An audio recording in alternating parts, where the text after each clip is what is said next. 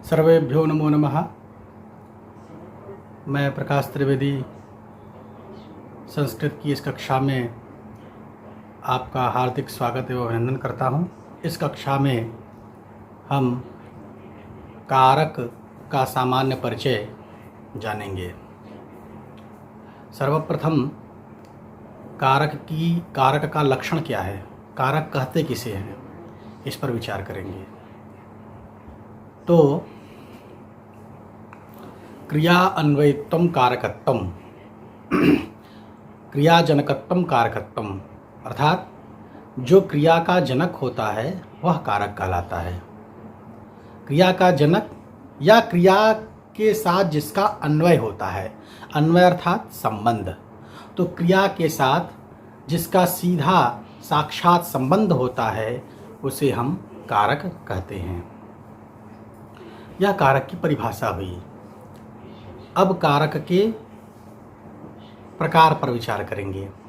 तो कारक के 6 भेद हैं: कर्ता कारक, कर्म कारक, करण कारक, संप्रदान कारक, अपादान कारक, अधिकरण कारक।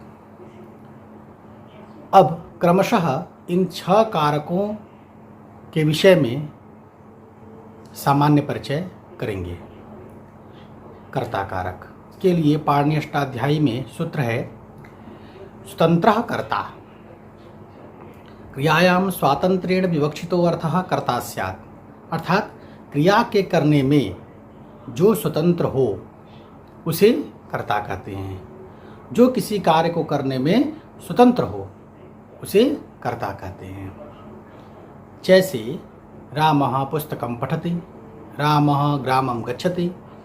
यहाँ राम कर्ता है, क्रिया को संपन्न करने वाला करता है। तो राम यहाँ क्या हो गया? कर्ता। तो कौन सा कारक हुआ? कर्ता कारक। दूसरा कर्म कारक। कर्म के लिए सूत्र है कर्तुरीप्सिततमं कर्म, अर्थात कर्तुः क्रियया आप्तुम इष्टतमं कारकम कर्म संज्ञम स्यात्। इसका अर्थ यह हुआ कि कर्ता अपनी क्रिया के द्वारा जिसको विशेष रूप से चाहता है उसकी कर्म संज्ञा होती है। कर्तुरीप्सिततमं कर्म, ईप्सिततमं का अर्थ होता है सबसे अधिक चाहा हुआ, सर्वाधिक अभिष्ट। तो कर्ता को जो सर्वाधिक अभिष्ट होता है उसकी कर्म संज्ञा होती है। तो कर्तुः क्रिया आप्तुम इष्टतमं कारकम कर्म संज्ञम स्यात्। कर्ता अपनी क्रिया के द्वारा जिसे विशेष रूप से चाहता है, जिसे विशेष रूप से प्राप्त करना चाहता है उसको कर्म कहते हैं। अब जैसे उदाहरण देख लें, रामः पुस्तकं पठति। तो यहाँ राम कर्ता जो है वह पढ़ने की क्रिया के द्वारा पुस्तक को पढ़ना चाहता है, इसलिए पुस्तक की कर्म संज्ञा हुई। अब तीसरा कारक जो करण कारक है उसके विषय में चर्चा करेंगे। तो करण कारक के लिए सूत्र है साधकतमं करणम, क्रिया सिद्धौ प्रकृष्टोपकारकम करण संज्ञम स्यात्, अर्थात क्रिया की सिद्धि में, कार्य को पूर्ण करने में जिसकी सबसे अधिक सहायता ली जाती है उसे करण कहते हैं। करण अर्थात साधन। जैसे रामेण बाणेन हतो बाली, यहाँ देखें राम ने बाण से बाली को मारा। तो यहाँ जो हरण क्रिया है, मारने की जो क्रिया है, उसके लिए राम ने बाण की सहायता ली है। तो बाण यहाँ पर क्या हो जाएगा? करण। ठीक है, तो यह करण कारक हुआ। जो क्रिया को पूर्ण करने में जिसकी सहायता ली जाए उसे करण कहते हैं। अब चौथा जो कारक है वह है संप्रदान कारक। संप्रदान का अर्थ होता है सम्यक प्रदीयते अस्मै तत्संप्रदानम, जो सम्यक प्रकार से दिया जाए, ठीक प्रकार से जो दिया जाए उसे संप्रदान कहते हैं।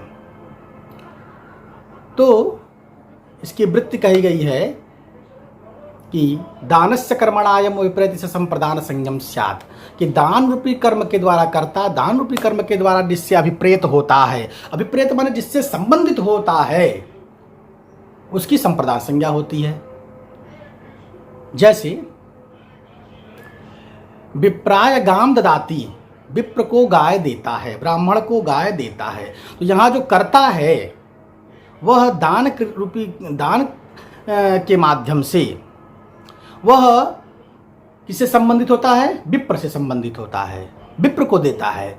इसलिए यहाँ पर विप्र की संप्रदान संज्ञा हुई और विप्राय इसलिए हुआ चतुर्थी संप्रदान से चतुर्थी विभक्ति हुई। अब पांचवा जो कारक है वह अपादान कारक। अपादान कारक के विषय में है, कहा गया है ध्रुवम अपाये पादानम। ध्रुवम अर्थात जो स्थिर हो, अपायो विश्लेषः, जिससे अपाय का अर्थ होता है अलग होना, अपाय का अर्थ होता है अलग होना। तो जो स्थिर हो और जिससे अलग हुआ जा रहा है उसकी अपादान संज्ञा होती है।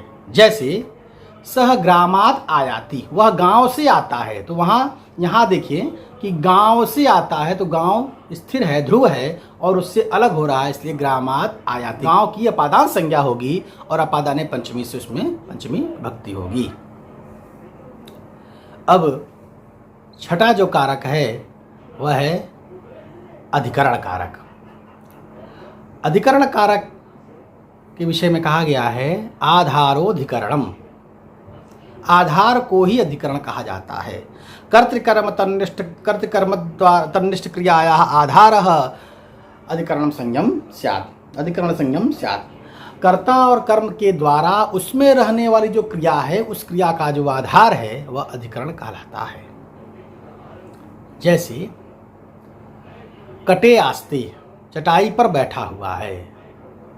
मोक्षे इच्छा अस्ति, तिलेषु तैलम। या मैंने तीन क्रमशः उदाहरण दिया आपको, ये तीन उदाहरण अलग अलग हैं। ये अधिकरण के तीन भाग हैं। तीन भाग कहने का मतलब तीन प्रकार हैं उसके।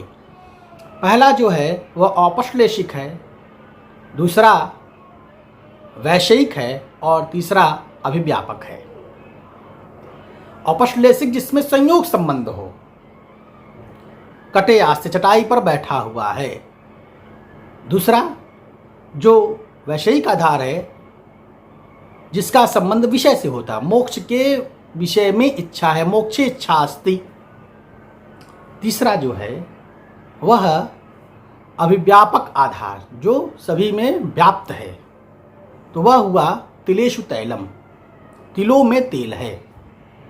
इस प्रकार आज हमने इस कक्षा में अन्य परिचय को जाना, परंतु अभी एक बात महत्वपूर्ण शेष है और वह शेष कौन सा है? तो वह है संबंध। तो संबंध को कारक क्यों नहीं मानते यह भी जानना चाहिए। तो संबंध को कारक इसलिए नहीं मानते क्योंकि इसका क्रिया के साथ सीधा संबंध नहीं होता है। राम मोहन की पुस्तक पढ़ता है, रामः मोहनस्य पुस्तकं पठति। यहाँ राम मोहन की पुस्तक पढ़ता है, यहाँ पढ़ने वाला राम है, उसका सीधा संबंध है क्रिया के साथ, लेकिन मोहन का सीधा संबंध क्रिया के साथ नहीं है। इसलिए राम का संबंध है, इसलिए राम तो कर्ता कारक है, लेकिन संबंध को कारक नहीं मानते, क्योंकि कारक का लक्षण आया है कि क्रियान्वयित्वम कारकत्वम, जिसका क्रिया के साथ सीधा संबंध हो, अन्वय हो, उसे हम कारक कहते हैं। तो संबंध को कारक इसलिए नहीं मानते क्योंकि उसका क्रिया के साथ सीधा संबंध नहीं होता है। इस प्रकार आज हमने कारकों के विषय में जाना।